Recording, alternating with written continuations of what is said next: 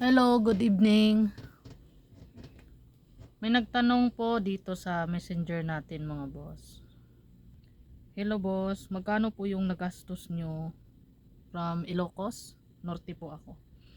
So, sa pag-apply ng factory worker papuntang Taiwan, ang pinaka-latest na nalaman ko, turo sa mga kasama ko dito ha, sa grant placement sila nang galing, ni pamasahe lang daw ang nagastos nila honestly. Kasi bakit?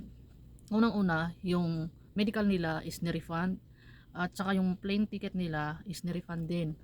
At yung yung sa mga requirements, siyempre kanila na yun.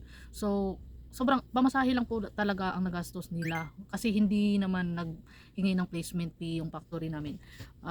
Since 2022 na mga hiring sa agency namin, sa factory namin, wala pong placement fee na hiningi. Pero kung sa iba po na agency, magkaiba kasi, may humihingi ng placement fee at merong wala din. Pero ang alam ko, nasa 60,000 na lang ang placement fee ngayon papuntang Taiwan. Ang alam ko, ang JDGAL, humihingi sila ng placement fee, pero hindi ko alam kung nire-refund pagdating dito sa Taiwan. Pero kung gusto nyo pong makatipid, maghanap kayo ng agency na hindi nanghihingi ng placement fee para po mas makatipid kayo. Kasi kung may placement fee, babayaran nyo yan dito pagdating sa Taiwan. Depende kung ilang.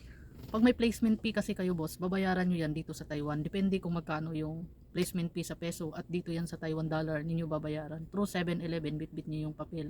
So mas mainam kung wala kayong placement fee para mas malinis yung sahod nyo. May mga agency naman dyan na hindi humihingi ng placement fee. So maghanap lang kayo, magsipag lang po kayo.